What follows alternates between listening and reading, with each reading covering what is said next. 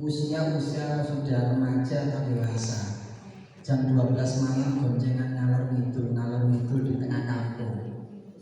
Kira-kira panjenengan yang tahu persis seperti itu, kira-kira artinya panjenengan itu alhamdulillah wa inna lillahi. Iya kan? Dielingno sedino dengan ucapan kok pancet ae, bisa jadi besok bisa botong. Ini dielingno pancet ae jam 12 malam loh. Goncengan ngalor ngidul lan wedok. Yang belum ada ikatan apa-apa. Mungkin wis antem bisa jadi seperti itu. Tapi begitu dia sudah dalam majelis akad nikah yang hanya dengan kata-kata saya terima nikahnya, cuma gitu toh. Saya terima nikahnya, disaksikan oleh wali, oleh masyarakat, oleh dari petugas KUA. Hanya begitu saja. Jam 12 malam banyak siapa yang nanya lulus. Tidak ada kaitannya dengan masyarakat. Nah, maka karena pernikahan itu peristiwa hukum, maka pemerintah mulai dulu sebelum zaman kemerdekaan itu sudah ada lembaga-lembaga yang mengatur agar pernikahan itu bisa tercatat dulu, karena belum ada usia. Mungkin panjenengan bisa tahu nenek moyang kakek-kakek kita itu dulu menikah mungkin usia 11 tahun, 13 tahun dulu. Lebihnya kok gak ada aturan ngomong. Iya, nyun sewu. Karena apa?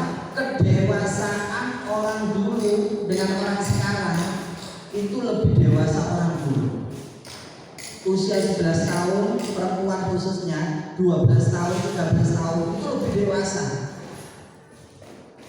Kalau tadi Bapak PJ dari Kepala Desa menyampaikan bahwa butuh kematangan. Kenyataannya orang-orang sekarang, yang saya orang sekarang itu usia 19 tahun kadang-kadang untuk anak perempuan. Nah, kalau masak nasi aja kadang-kadang bisa. Jadi saya ya tidak semuanya, tapi rata-rata seperti itu. Ini artinya apa? Bahwa kedewasaannya belum siap. Itu usia 19 tahun. Nah, saya bisa masak air ada di dalam. Itu satu sisi. Belum kedewasaan bagaimana nanti kalau sudah berumah tangga. Maka dulu belum ada undang-undang itu yang mengatur usia pernikahan. Baru tahun 1974 Undang-Undang Nomor 1 tahun 1974. Saat itulah ada ukuran atau usia minimal orang yang menikah untuk perempuan waktu itu ya, itu minimal 16 tahun. Laki-laki minimal 19 tahun. Setelah berjalan sekian tahun, baru tahun 2019, tepatnya tanggal 14 Oktober 2019 kemarin, Oktober, kira-kira berapa tahun itu? 4 tahun yang lalu. 14 Oktober 2019 yang semula minimal perempuan 16 tahun diganti menjadi 19 tahun. Laki-laki bagaimana? Laki-laki 19 tahun. Ini mengapa? Sebetulnya dari sekian tahun perjalanan, ya, itu para pemikir-pemikir negara ini, mulai dari Kementerian Agama, mulai dari bagian kesehatan, itu mempelajari kasus-kasus yang ada. Menurut saya ini, data yang saya tahu tahun 2022 kasus perceraian di Indonesia. Saya lihat di Indonesia dulu. Biar tahun 2022 kasus perceraian di Indonesia itu jumlahnya 516.000, setengah juta. Kasus perceraian di Indonesia nek dibagi setahun itu umurnya 365 hari, sedino terjadi perceraian di negara tercinta Indonesia ini tahun 2022 ada 1.400 kasus. Masya Allah. Itu di Indonesia. Di Jombang bagaimana? Di Jombang tidak sedikit. Di Jombang data yang saya tadi lihat itu, di Jombang tahun 2022 kasus perceraian itu 3.171. Padahal peristiwa nikah di Jombang tahun 2022 itu tidak lebih dari 11.000. Itu artinya apa? 11.000 nikah, 3.000 cerai. Dan yang lebih, yang lebih memprihatinkan adalah kasus perceraian itu bukan hanya sekedar cerai talak, tapi yang paling banyak adalah cerai bukan. Menurut saya mungkin jaringan apa cerai talak, apa cerai bukan. Cerai talak itu cerai yang dikeluarkan oleh pihak laki-laki. Ini namanya cerai talak. Jadi seorang laki-laki yang mengajukan ke pengadilan, memang saya sudah tidak cocok lagi dengan si A ini, saya tidak cocok dengan si B, dari pihak laki-laki. Itu jumlahnya 769 kasus dari 3.171. Loh, terus yang lain bagaimana? Ternyata kasusnya adalah yang paling banyak itu justru kasus permintaan cerai gugat dari pihak perempuan. Jadi saya menceraikan itu pihak perempuan. Ada berapa kasus? 2.402 kasus. Jadi tidak ada setengahnya yang lakukan. Nah, apa yang menjadikan faktor mengapa sampai terjadi perceraian yang seperti itu banyak? Mengapa? Faktornya pertama adalah faktor kurang kedewasaan usia. Yang kedua faktor ekonomi. Nyun sewu kemarin, dua hari yang lalu sih, biasa. 2 hari yang lalu itu ada tamu konsultasi ke saya di kantor. Seorang pasangan muda, masih muda. Dia kemarin saya tanya tahun berapa nikahnya? Tahun 2022, Desember 2022. Dia sambil gendong bayi kecil, masih bayi umur 1 bulan. Pak, dos pundi kula niki Pak, ngeten ujungnya adalah mau cerai. Dua-duanya datang. Kula sampai heran. Sampai kenapa kok cerai?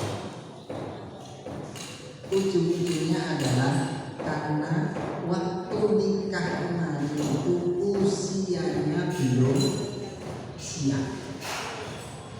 Artinya apa? Belum siap nek rumah tangga itu permasalahannya banyak.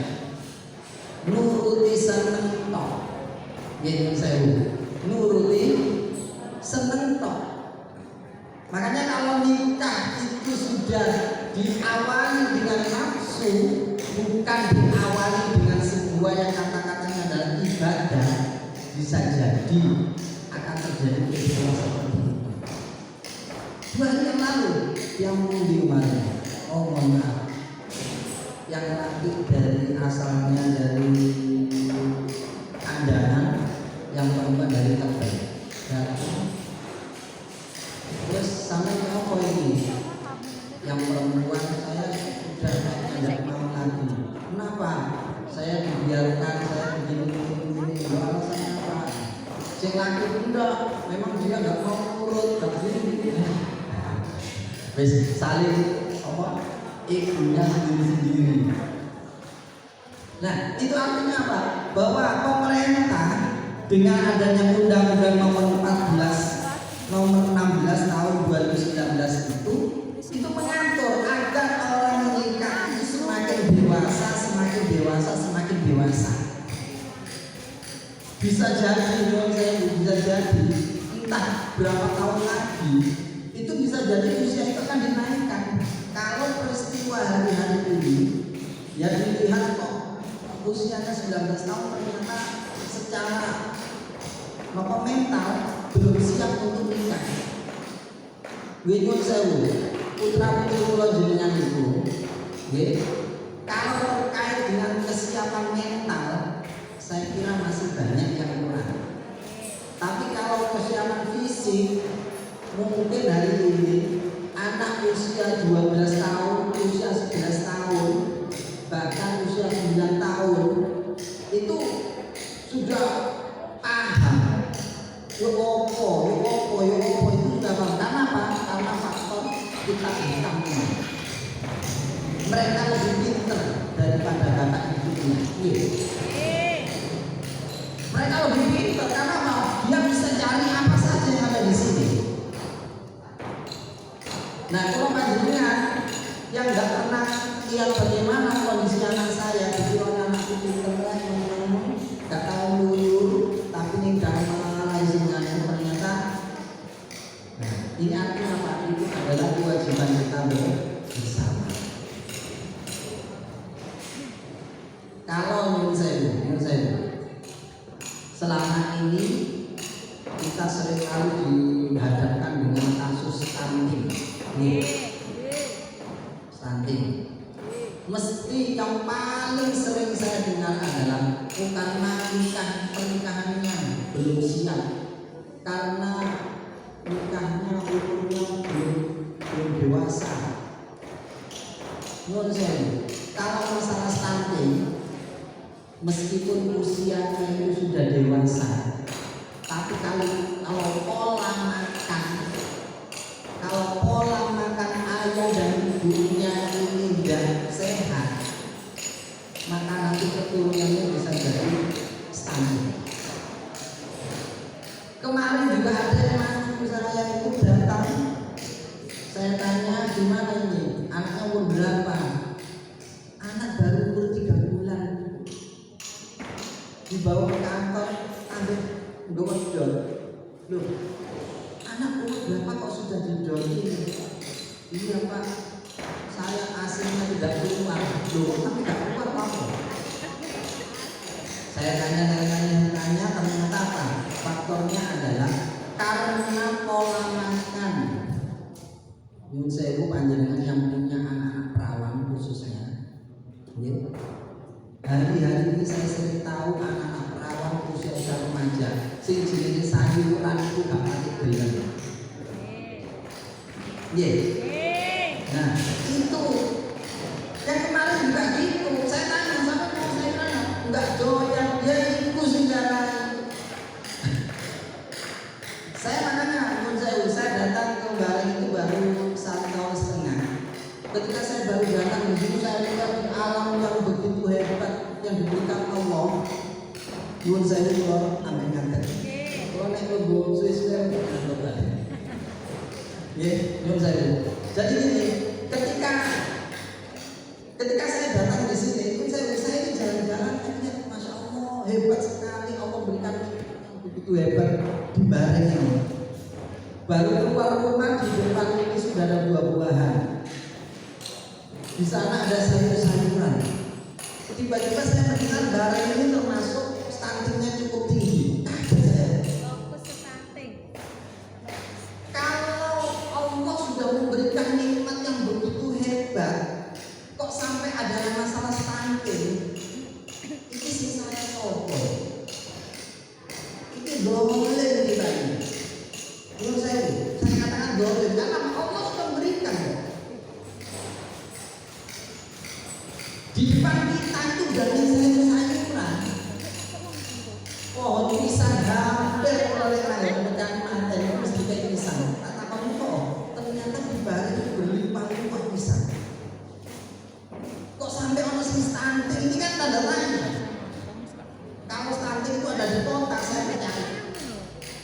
di kota itu makanannya sudah tidak begitu sehat. Tapi kalau sudah di desa, kok ono sing stunting, maka ini perlu ada yang error dalam diri kita. Jadi faktornya bukan hanya karena usia. Kalau sudah masalah stunting, ini banyak sekali. Makanya pada siang ini kita ada pencegahan pernikahan usia dini. Itu menurut saya dipanjatkan yang sebagai tokoh masyarakat, para ustaz, kemudian ya siapapun yang ada putra putri kita, tolong anak-anak kita, putra putri kita itu harus kita pantau. Yang laki-laki yang saya kalau kita mau berkaca ya, kalau kita mau berkaca itu bagaimana Rasulullah itu usianya pinter ya. Usia Rasulullah nikah itu pinter 25 tahun. Sakjane awak dhewe dan Rasulullah pinter mana sih? Kok nikahnya kita lebih muda dari Rasulullah? Berarti itu rada sulh adam Rasulullah. Harusnya begitu. Kita tanamkan itu. Nek wentok gak apa-apa. Maka pemerintah minimal 19 tahun sekarang. Laki-laki baru keluar SMA, baru nambah baru di air, wes kudu kebelet nikah. Ya, memang menurut saya bahwa itu adalah solusi. Allah atau negara ini memberikan jaminan hukum. Jadi memberikan payung hukum orang yang usia 19 tahun, ya, yang 19 tahun itu minimal sudah, ya sudah, next kuat untuk memberikan. Tapi menurut saya kita ini punya program, jangan sampai anak-anak kita itu, ya, anak-anak kita itu loh, belum usia nikah terus sampai bulanan. Nah ini tahun 2020 masa Covid, akhir 2020 Covid itu Maret ya, mulai Maret 2020 sampai akhir Covid, ternyata apa? Kasus pernikahan dini meledak. Saya tidak ya Allah kok begitu hebatnya, ada Covid ternyata kasus pernikahan dini itu semakin banyak. Mengapa terjadi begitu? Kebanyakan mereka itu hamil di luar nikah, akhirnya dinikah. Apa penyebabnya mereka sampai hamil? Saya itu punya kenalan, ada seorang takmir masjid datang ke tempat saya, tiba-tiba nangis, aku tembak dosa. Kenapa dosanya? Yang kenapa anakku lagi kelas tunggal SMA, kami ikut menteng. Lah, apa pertama ini ceritanya? Ceritanya adalah ketika awal-awal Covid, sekolah libur. Sekolahnya pakai daring pakai HP. Mulai dari sinilah daring, wes begitu daring nyetel HP, mulai kenalan dengan perempuan, kenalan, wes ayo ketemuan dan belas. Pulau ini aku bawain kuman, wes ini aja kalau sudah terjadi ya wes, ya harus sekolah Gusti Allah, terus arep itu segera dinikah. Proses kepengadilan, pengajuan dispensasi nikah itu ada solusi, tetap ada solusi. Pemerintah ketika memberikan sebuah aturan minimal 19 tahun itu tidak menutup pintu, tidak, tapi tetap memberikan solusi. Barangkali ada yang seperti ini, tetap ada solusinya. Makanya kalau misalnya putra putri dunia kok ada gelagat yang membahayakan, ya, gelagat yang membahayakan, maka sebaiknya bisa diresmikan noai. Loh, melanggar iya, tapi kita harus proses pengadilan. Itu harus kita lalui. Tapi kalau menengah itu nggak usah. Menurut saya, kalau misalnya sampai terjadi kehamilan, kemudian wong tuane menengah karena isina tonggo-tonggo wis akhirnya digolek lawan lanang wis nikah ambek iki. Itu hukumnya haram. Itu bahaya. Sebab apa? Orang nikah itu tidak hanya sekedar hitam di atas putih, hubungannya dengan Allah. Ini yang bahaya. Panjenengan dari bapak dari wong tua kok sampai orang anak keturunan seperti itu, naudzubillah. Ini yang nanti akan menggeret awak diri neraka. Makanya Al-Quran mengingatkan kepada kita, ya ayyuhalladzina amanu qu anfusakum wa ahlikum naro. Dewa musliman. Jogo awakmu dhisik ulang-ulang khususnya. Qu anfusakum wa ahlikum dan keluarga kamu dari siksaan api. Loh, kita jogone Pak, ya anak kula niku wis gede mosok tak jaga terus kalau ini boten. Cara menjaga kita apa? Ya lewat doa. Ditareni, diremot kontrol. Kalau hari ini kita bisa meremot kontrol, menyalakan AC, menyalakan apa sembarang pakai remot kontrol, mengapa putra putri kita tidak bisa kita remot kontrol dari jauhan? Kenapa? Terutama ibu-ibu ini yang paling tajam remote kontrolnya kepada anak. Panjenengan ibu-ibu ini yang paling tajam. Kenapa? 9 bulan anak ini ada dalam kandungan. Mari berapa? Kalau minimal itu paling enggak yang eksklusif kan berapa? 6 bulan ya. ASI sampai dipersilahkan untuk sampai 2 tahun. Itu Al-Quran sudah memberikan seperti itu. Aturan-aturan Masya Allah sebetulnya. Betapa begitu dekatnya seorang anak kepada seorang ibu.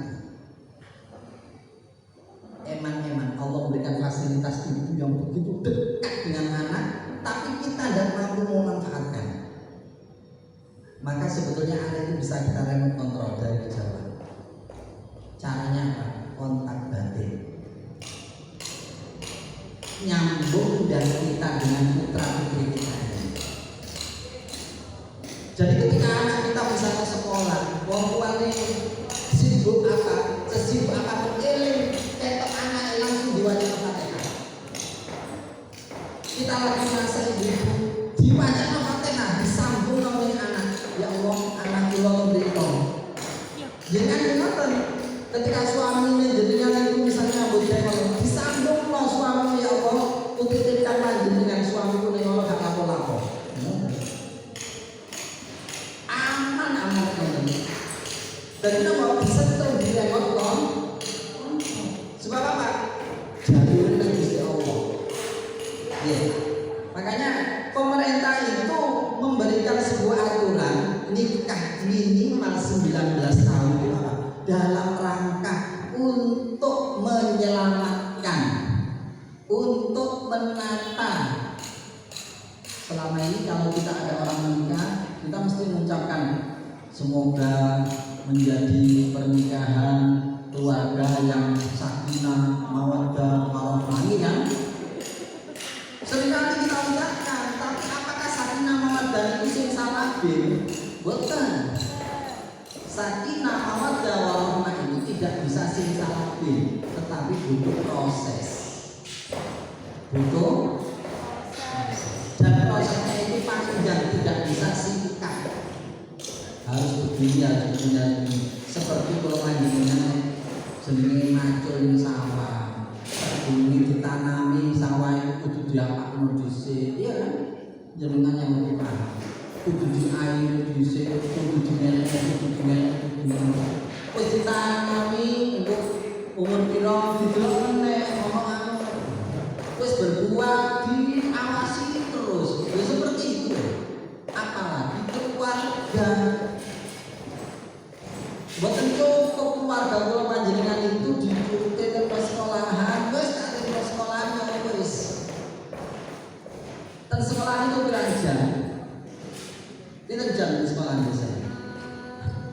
hanya dari jam 7 sampai jam 1 atau jam 2.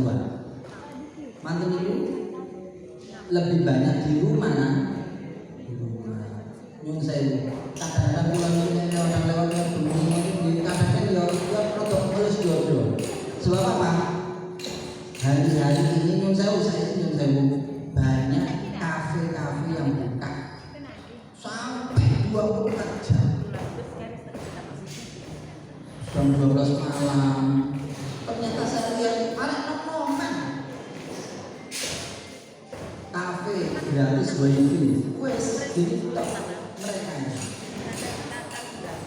Nah, kalau putra putri jadi lain pulau ini, ayo diawasi, ditaleni. Nah, akhirnya gina, bagi kita gue sebutan jam ini ya. Nah, kadang-kadang lepas. Jam 12 malam masih di peluncuran, jam 1 masih peluncuran, dan kadang-kadang orang tuanya terus gede kok, terus gede. Enggak deh, nopo pergaulannya benar, pergaulan nggak benar. Yang terjadi adalah ya tadi akan membawa kita menerima siksaan Allah. Sebab bagaimanapun anak adalah amanah. Anak atau putra putri ini adalah titipan dari Allah yang dititipkan oleh Allah kepada kita, dan kita wajib untuk agar membimbing agar anak ini menjadi sebuah investasi kita di hari-hari akhir nanti. Ketika kita yang sudah tua-tua ini sudah tua, sakit-sakit sing rambut sudah, yo anak malih, anak kalau anaknya gak apik, oh anak ini. Kalau anaknya nggak baik, anaknya nggak soleh, anaknya nggak solihah, melas betul ya Allah nasib orang tua ini. Anaknya sembuh kalau bapak itu sama sampai. Jadi menurut saya, makanya kalau pemerintah itu sudah memberikan aturan, ya ayo belok. Ya. Jadi ketika ada pernikahan bisa dini, saya sekali lagi, ini tidak hanya terkait dengan pernikahan dini. Nek iso, jangan sampai pulau Mandingan itu keluarga kita ada yang melakukan nikah siri. Nikah siri ini bahaya. Kadang-kadang menurut tokoh masyarakat, tokoh agama yang di desa atau di dusunnya sudah dianggap ustaz, yang dianggap kiai, ayo kita nikah muai, menurut saya bahaya banget. Ini kalau kami bersama, Bayi Adrian Ali Umum Yarham, Bayi Adrian, bersama dengan nanti kira asmanya Mursyid Torekot B. Bayi Adrian itu dulu wanti-wanti kepada santri-santri itu besok-besok awam ojo gelem, karena santrinya banyak perempuannya, ojo gelem dinikah siri. Itu beliau kira-kira 30 tahun yang lalu. Ojo sampai gelem dinikah siri, masih sing kanan aku kiai. Yang saya kadang-kadang yang saya ini kita sering ini. Pak, itu pendidikan itu semuanya. Paling ini semuanya. Wali hati dikasih ini toh ya. Wali ini gak enak kok dikasih itu. Menurut saya kasusnya ngeten. Mengapa saya katakan dikasih itu bahaya? Sebab yang menjadi objek itu mesti perempuan. Yang sorot itu wong wedok. Contoh paling gampang ngeten. Ada A dan B wis ngalor ngidul pacaran. Tapi wong tuane wis cegah apa? Cegah engko zina wis ae dikasih kae meskipun belum KUA. Akhirnya nikah siri. Lah terus nek KUA kapan? Ae setengah tahun ngarep ae. Mungkin bulan mulut misalnya. Mau meneh bulan mulut itu satu, mau setahun aja. Kira-kira menurut saya Begitu A dan B ini sudah dikasih, kira-kira kita bisa menjamin nggak mereka nggak kumpul? Sakit banget. Itu nggak mungkin. Fokuskan kok nggak kumpul, terus nggak mungkin. Nah, itu yang pertama. Yang kedua, kira-kira nek kumpul, kita bisa menjamin nggak tidak terjadi kehamilan? Takut dengan Mas Tekno gak bisa hamil? Tidak bisa. Begitu keluarga pihak perempuan pihak laki-laki sepakat untuk 6 bulan lagi nikah, resmi di KUA. Saat itu dikasih disik, ternyata sudah terjadi kehamilan. Ya benar, secara syariat sah-sah saja, tapi responnya apa? Siapa yang tahu umur kita? Sebelum datangnya 6 bulan baru berjalan 2 bulan, sing lanang goncengan, sing wedok bisa hamil goncengan sampai terjadi musibah, sing lanang sedo. Yang pihak yang dirugikan sinten? Yang istri, statusnya masih perawan di KTP, tapi kondisi hamil. Terus anak itu melu sopo? Bapaknya wis sedo. Melu gak? Secara nasab kalau nyuwun sewu. Makanya itulah yang saya takutkan. Bagaimana 30 tahun yang lalu itu sudah mewanti-wanti ojo delem pihak anak-anak itu seharusnya ikuti nikah siri. Beliau hebat banget, kalau saya berikan beliau hebat banget ya. Artinya tahu bagaimana ke depannya. Allah menjadikan tokoh masyarakat, tokoh agama, tokoh guru ngaji misalnya. Ayo, kafe tak iso jadi bareng-bareng. Kita hati-hati. Ya, nyom sewu. Karena di kasus di Bali kita sering kali kadang-kadang Pak Mudin itu cerita Pak itu bintang sini, Pak itu bintang sini, Pak itu bintang sini. Soalnya kami impor. Ya sudah, next bintang sini aku pengen meneruh. Ya mau nikahin, tetap kalau nikahin. Saya tidak tahu bagaimana prosesnya kok. Ya saya sebagai petugas saya harus tahu persis. Karena juga saya akan menyaksikan proses nikahnya. Ya, ini pesan dulu. Pertama, usia anak-anak kita minimal 19 tahun kalau mau nikah. Terus jangan sampai terjadi nikah siri. Ini mawon yang kami sampaikan, dan mohon maaf. Wassalamualaikum warahmatullahi wabarakatuh.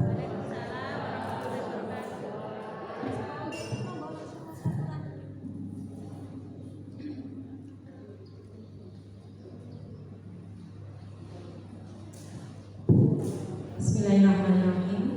Assalamualaikum warahmatullahi wabarakatuh. Waalaikumsalam warahmatullahi wabarakatuh. Innal hamdalillah nahmaduhu wa nasta'inuhu wa nastaghfiruh wa na'udzu billahi min shururi anfusina wa min sayyiati a'malina.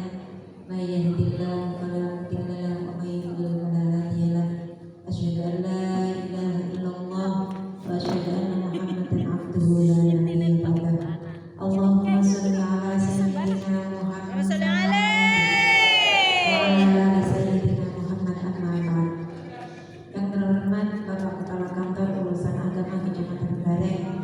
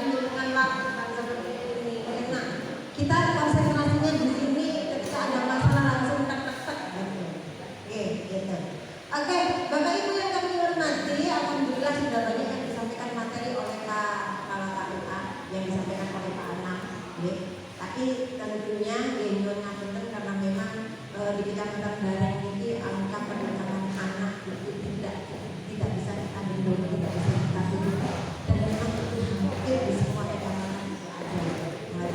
Dan tidak hanya saat-saat saat-saat di musim manten, kadang-kadang bukan musim manten pun ada hal seperti itu terjadi manten. Itu.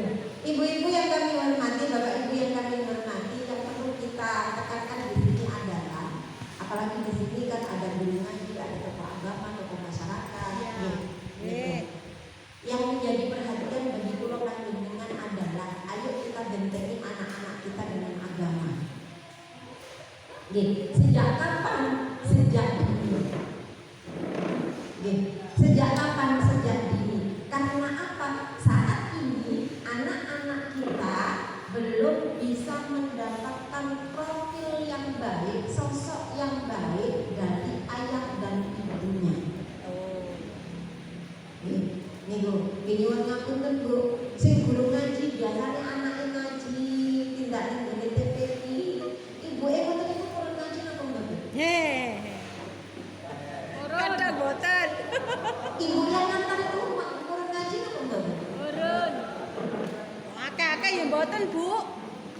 Nggih. Nggih ngeteraken. Ya. Nggih, memang kadang-kadang seperti itu.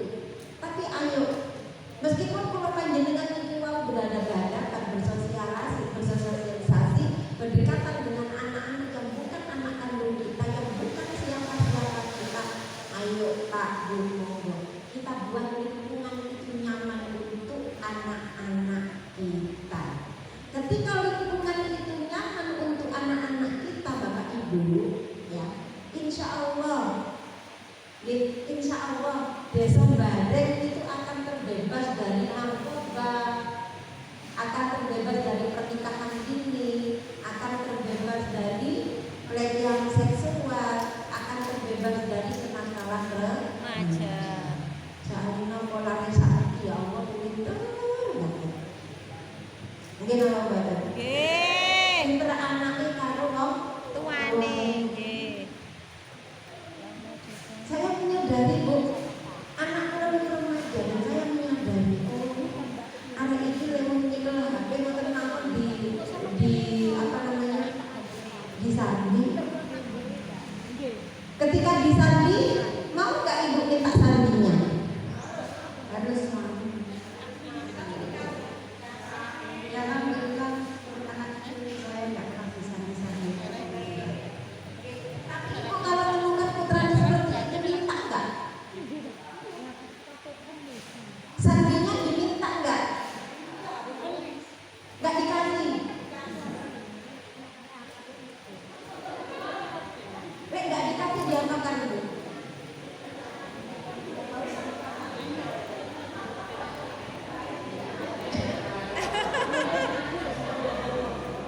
Tenanan tak HP dibanting. Eman HP-ne dibanteng. Eman koyo embung kok. Kali macul keringetan kepanasan kaudanan terus dibanting. Tak percaya. Nggih, niku. Jadi inilah fenomena yang memang betul-betul terjadi dan real ada di sekitar kita. Real wonten, tidak hanya 1-2 keluarga, tapi hampir semua keluarga di Indonesia ini kebanyakan orang tua itu mendukung karena HP anak-anak kita. Sehingga dari waktu itu ketika memberikan HP panjenengan gak judilan sih. Ngoten lho. Coba deh panjenengan memberikan HP tadi dindilan. Pokoknya sampean ditembaki ayah HP, tapi itu ada main HP gak boleh. Pernah nggak ada kesepakatan? Enten aku nggak dindilan seperti itu. Pokoknya sampean tak basuh HP, tapi HP-nya ojo di silent, ojo dikunci. Ada nggak dindilan seperti itu? Enten. Rong dino tok bareng ngono. Ya itulah karena apa? Kekuatan kita sebagai orang tua belum bisa melekat ke dalam diri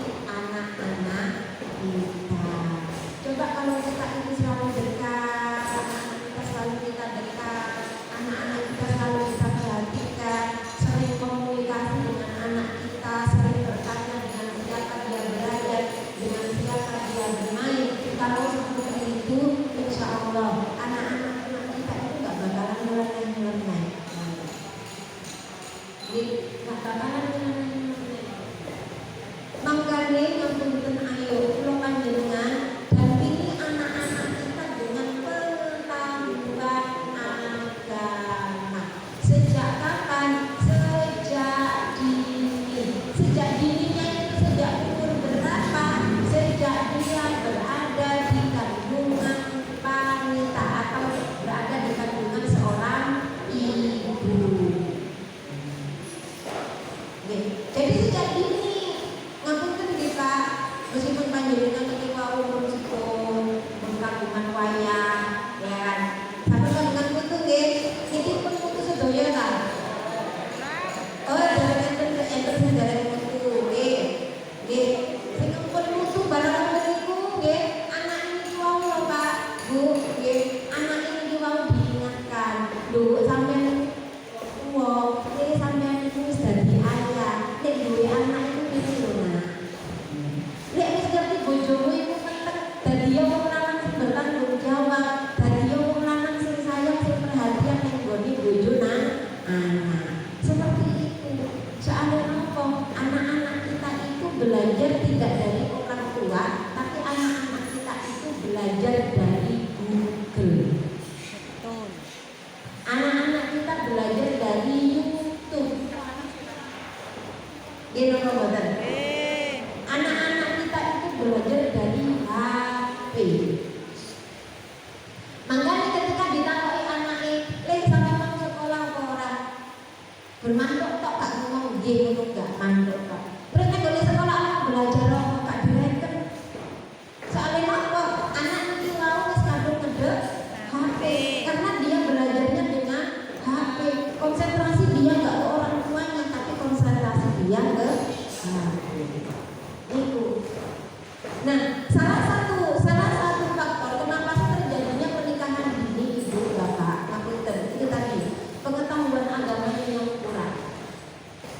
Sejak dini ajarkan anak-anak tentang hukum halal haram makruh. Dan itu. Panjenengan harus kasih tahu mereka. Panjenengan harus menjelaskan kepada mereka.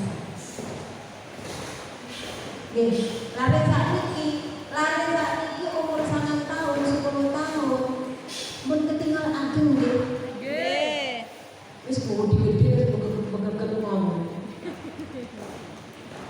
Lari saat ini nggih. Tapi gedene awak niku wau belum tentu cara berpikirnya dewasa. Jadi wau sampe diaturaken. Wong jaman biyen karo jaman saiki iku beda. Lek wong jaman biyen umur 14 tahun nikah, itu yang mbak sudah bisa berpikir dewasa. Tapi anak sekarang 14 tahun sing senengane dolan. Nggih, sik senengane nyuwun dhuwit, senengane dolan karo kancane, ngopi ning gone warung, golek ono jaranan lunga, ono dangdutan lunga. Nggih dong, Bapak.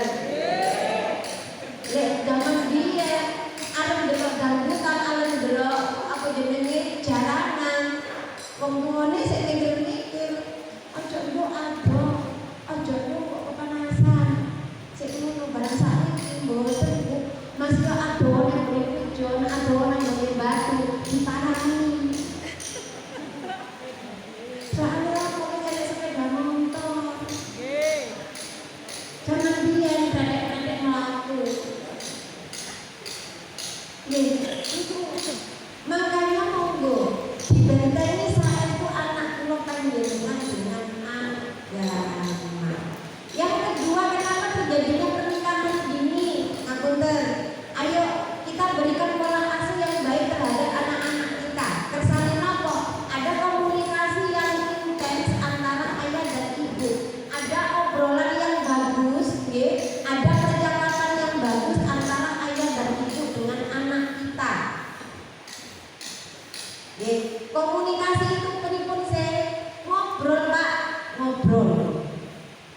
Nggih, ibu nggih ngoten ngobrol. Anak pulang sekolah, jenengan ajak ngobrol. Gede pun mantuk ta, sampun Bu. Bapak pernah nggak menanyakan anak kalau pulang sekolah? Belas paling Bu. Belas mboten nate ditangkleti paling. Belas. Soalnya Bapak kalau dari pagi sampai sore kan bekerja. Nggih, lha nggih Tapi puler. nggak serta-merta juga malamnya nggak mau ngobrol sama anak juga itu salah juga Pak. komunikasi antara orang tua dan anak. Wong tua kudu ngerti sapa kancane anak. Tiang sepah harus tahu dengan siapa anak kita bergaul. Lek anaknya Pak Dewe pamitan sekolah, Pak Bu, kula berangkat salim. Bar salim diparingi duit, diparingi salim. Bar ngono terus langsung berangkat. Pernah nggak kita sebagai orang tua ketika anak-anak kita salim terus didongakno bareng kawon dan manfaat ini? Saat anak kita berangkat sekolah, hati-hati le, hati-hati Nduk. Nggih, dilus-lus baru dikecut keninge. Iya. Ojo keninge bapake tok sing dikecut.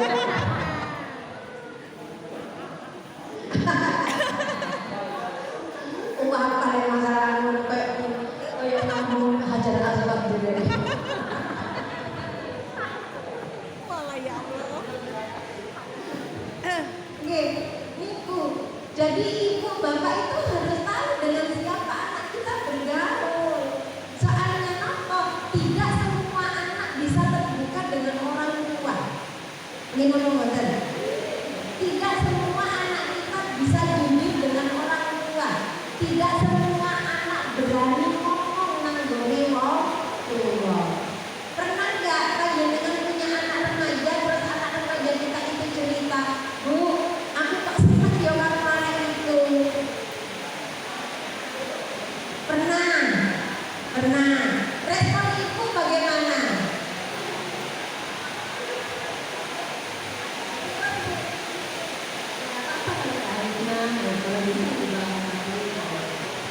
Berarti ibunya langsung ngajak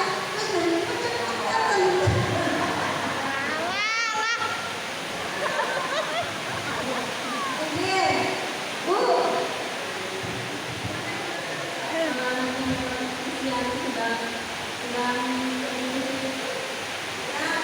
Kayaknya sudah di atas 18 tahun, 19 tahun, oke.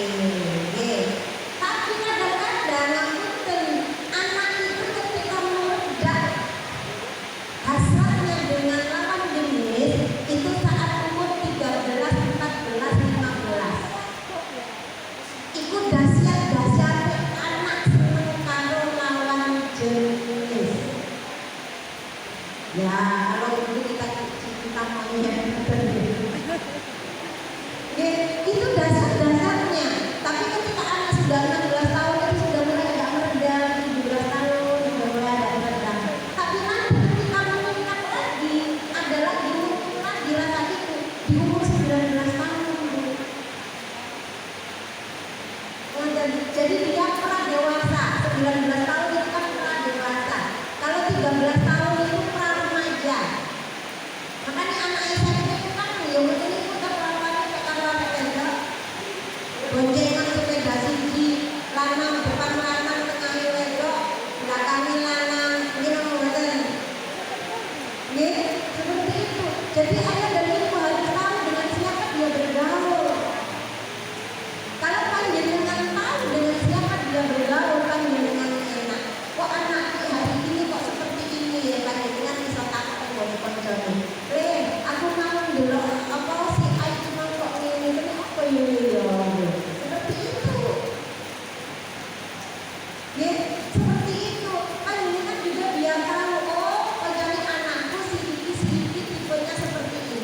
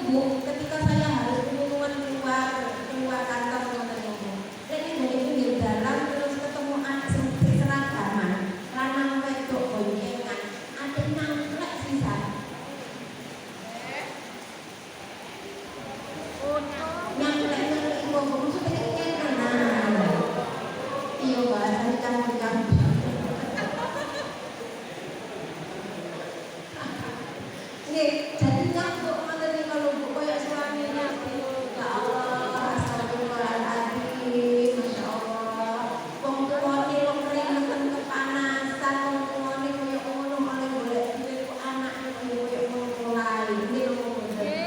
Nah, itu bila itulah fenomena anak-anak kita Bapak Ibu sekalian. Itulah yang terjadi di sekitar anak-anak kita. Saya ingat sekali dengan firman Allah yang seperti ya ayyuhalladzina amanu inna min azwajikum wa auladikum aduwwal lakum fahdharu, kata Allah.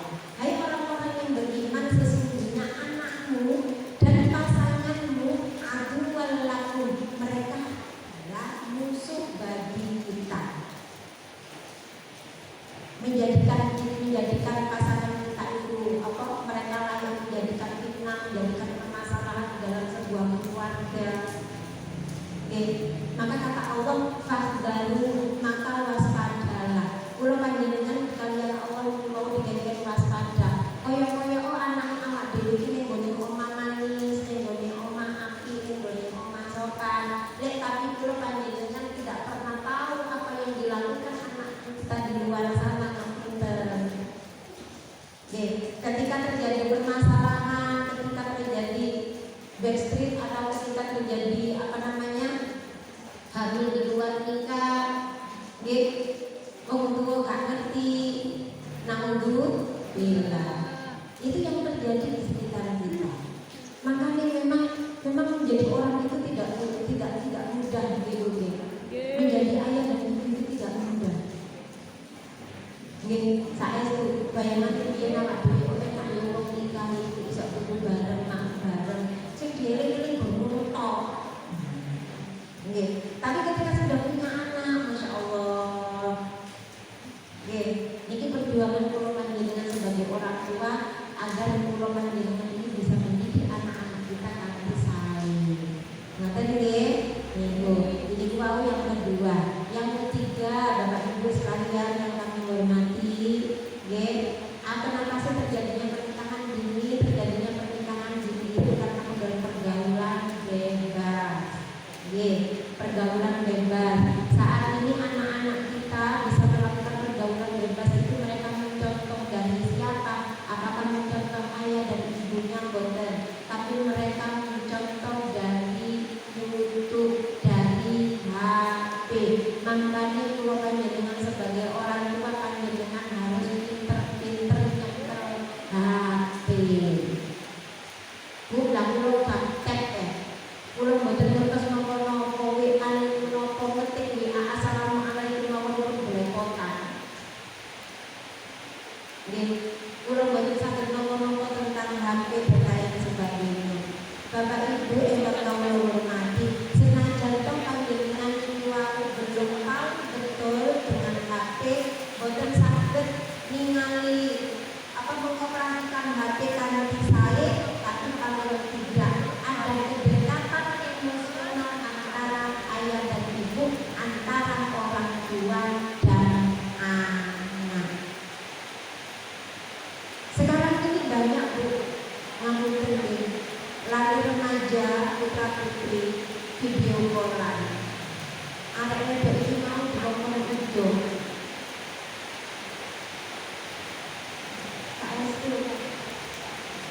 Hal seperti inilah yang menjadikan anak-anak kita candu. Mereka akan kecanduan. Sekali dia melakukan meskipun tidak bersentuhan langsung, tapi mendelok gambar kayak orang kira-kira.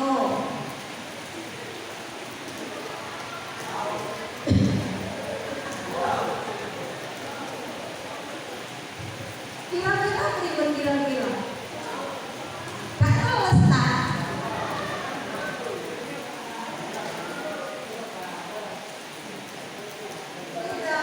Masih di gambar itu tak kira-kira gak ser-ser tuh tentang.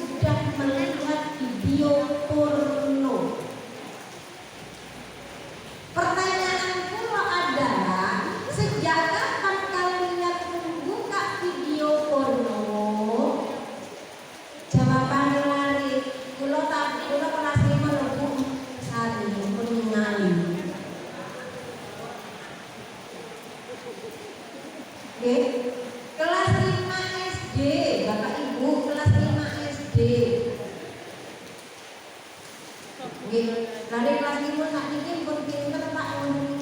Nggih. Nggih, kelas 5 nggih jenengan bayang mau kelas 5 niki lho. Loh, tanpa panjenengan pahamkan mereka sudah paham. Anak ini jos saestu. Nggih. Lari kelas 5 itu wis ngerti tak Pak, wong wedok ayu lari ayu niku mun ngerti. Lari kelas bandel laki-laki. Nggih. Niki artinya anak-anak kita jauh lebih pintar dari orang tuanya. Allah kok ada belum bandel kok. Ada belum ngerti kok. Dhewe sapa belum ngerti. Wong enek kucing lagi ngonoan lho Pak. Lari kelas 5 wis dhewe sapa jenengan. Nggih. Niku. Ya, jadi sekali lagi Bapak Ibu, jangan menutup mata dengan keadaan saat ini. Nih, didiklah anak-anak kita pada zamannya.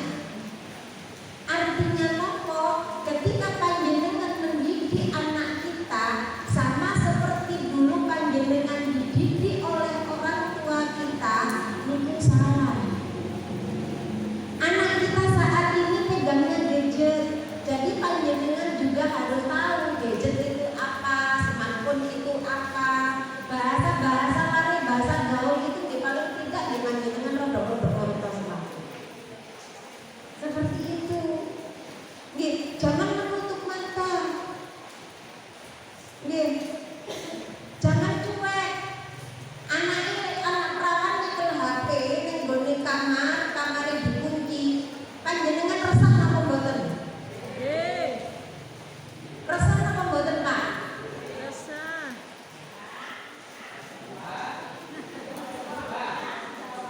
Nggih, Bapak harus menanyakan didodok pintune, Dek, sampeyan lapor nang kamar.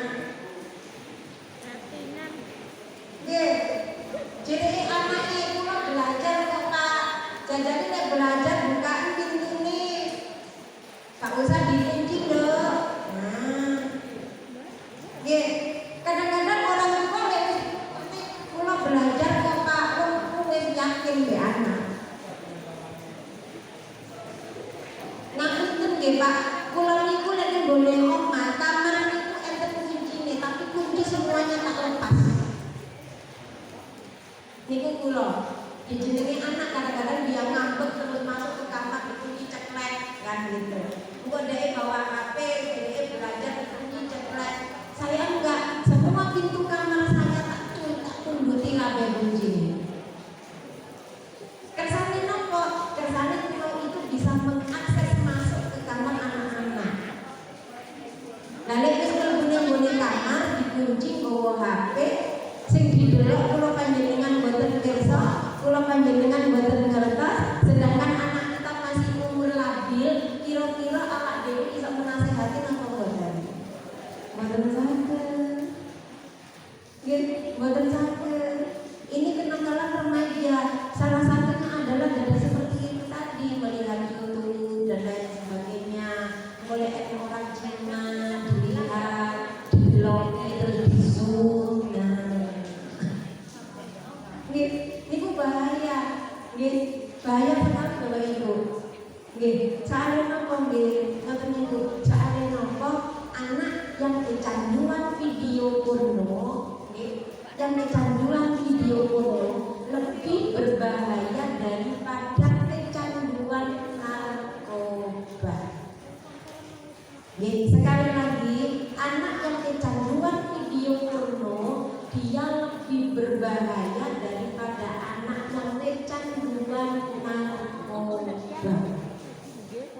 Nggih, soalnya Ibu ngapunten, kalau anak itu sering melihat video porno nggih, sekali melihat, besok melihat lagi, besoknya lagi, seperti itu. Nggih, suatu saat dia akan mencari sasaran. Siapa sasarannya? Iso uga pancari, iso uga uga tanggane, iso uga dulur wedoke, iso uga ibuke dhewe. Alhamdulillah. Makanya sekarang kan banyak kasus ibu diperkosa anaknya sendiri, ya kan? Saudara kandung diperkosa saudara laki-lakinya sendiri. Soalnya ngomong itu tadi karena apa? Pengaruh video porno lebih berbahaya daripada orang yang kecanduan narkoba. Orang kecanduan narkoba direhat selama bertahun-tahun, insya Allah waras. Tapi kalau orang sudah kecanduan video porno, kalau orang itu mindsetnya, cara berpikirnya cuma seks dan lain sebagainya, nanti sampai tua umur 70 tahun dia belum uang ayu ya tetap ayu.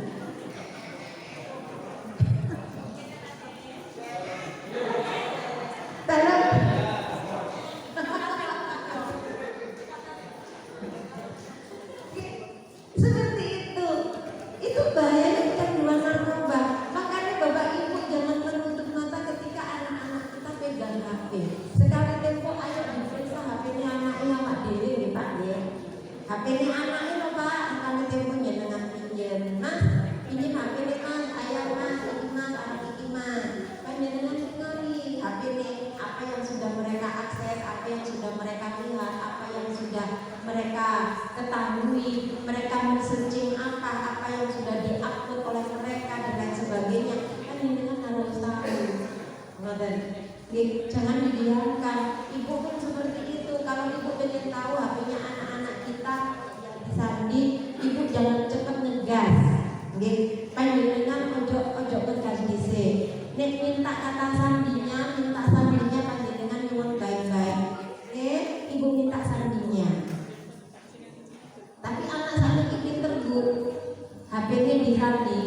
Engkau lagi dikasih nomor sandinya ke orang tuanya, engkau ganti IG-nya, akun IG-nya yang disandi. Gitu. Lari saya ini pinter. Ini saya sudah pengalaman Bu seperti itu. HP-nya disandi, ketika dikasih sandinya oke. Barang tak delok, kepengen lihat akun IG-nya, WA-nya, pengen tahu cara ngobrol dia di media sosial itu seperti apa, cara dia ngobrol dengan teman sebayanya seperti apa, kan pengen tahu seperti ngobrol. Waktu itu Bu ya disandi, IG-nya disandi. Akhirnya Mas, ibu minta tolong nggak usah disandi nak. Kalau mau tenang, nggak usah disandi. Disandi Bu, ini arek sandi, arek pinter. Akun IG-nya tidak hanya satu.